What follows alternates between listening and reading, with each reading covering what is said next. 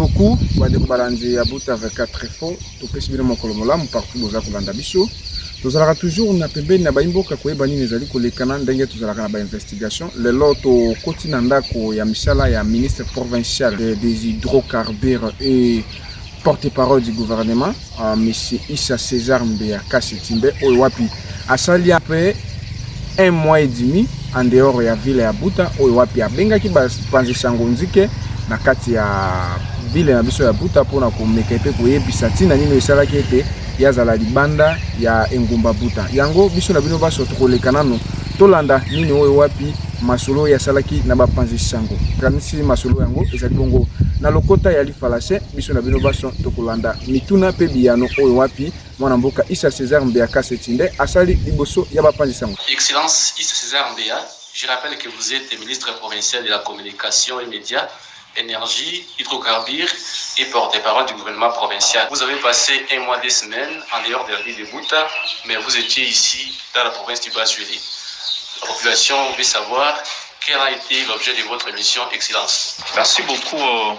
Sur l'instruction de son Excellence, Monsieur le gouverneur de province du Bas-Ouélé, Mokeni Amis Mike David, j'ai effectué une mission qui m'a conduit pratiquement dans les 6 territoires qui composent la province du Bas-Ouélé. Et de là, je dois vous avouer que j'ai franchi au moins 35 entités sur 50, dont 29 chefferies et 6 secteurs. Donc, allez-y comprendre que c'était une grande mission. Et la population doit savoir que, en dehors des taxes classiques qui sont les taxes du gouvernement central qui mobilise l'argent, les moyens pour remplir la caisse du trésor public, il y a tout ce qui est comme taxe provinciale que la direction générale des recettes du Bas-Ouélé recouvre. Mais depuis le 14 mars de cette année, son Excellence Monsieur le gouverneur de province, chef de l'entité, avait signé un protocole d'accord avec la Fédération des entreprises du Congo au regroupement du Bas-Ouélé au travers son chef. Sur la consommation des produits pétroliers. Et en ma qualité de ministre provincial des hydrocarbures, je devrais prendre des dispositions utiles.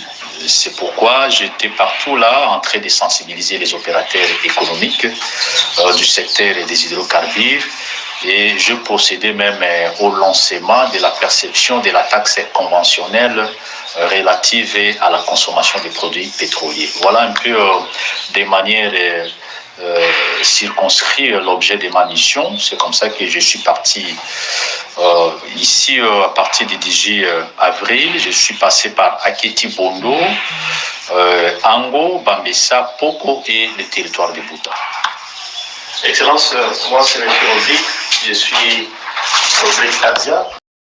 Et vous avez parlé de votre mission, vous êtes plus basé sur un secteur de vos portefeuilles.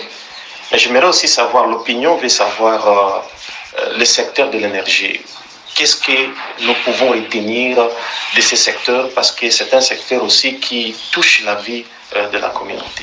Effectivement, le secteur de l'énergie est parmi les secteurs indicateurs de développement. Vous savez, la question énergétique aujourd'hui est une question qui dépasse même les limites, les frontières des pays, des continents, parce que l'énergie fait partie de la vie humaine.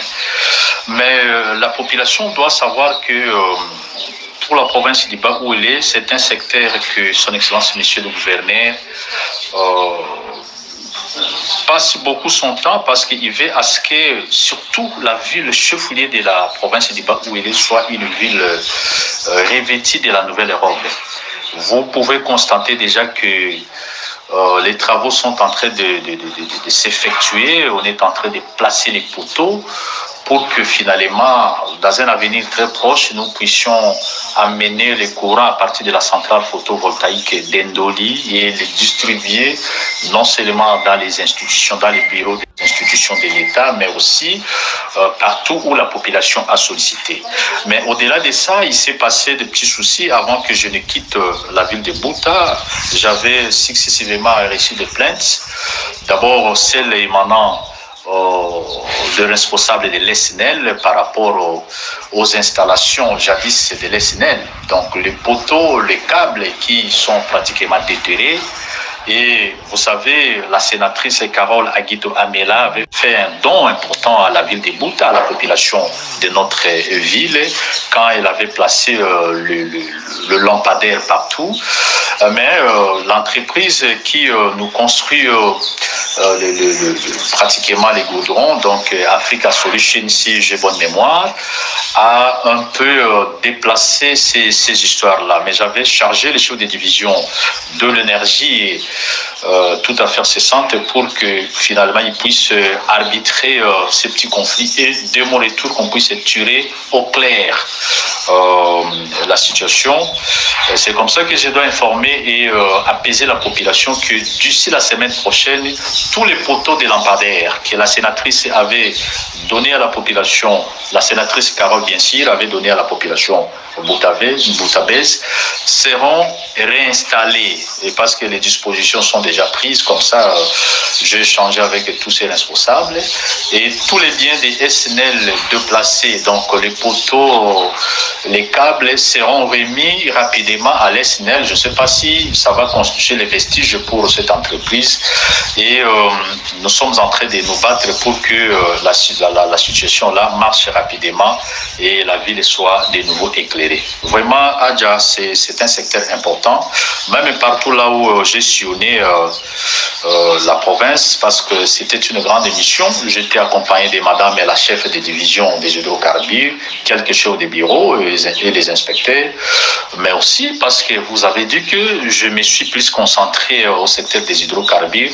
Non, mais j'ai dressé aussi des états des lieux d'autres services qui me sont conférés par les pouvoirs de son Excellence, Monsieur le Gouverneur. Et donc, nous sommes en train de travailler de manière synchronisée pour produire un bon rendement par rapport à l'essor de la ville de Bouta, à l'essor de la province du Bakou.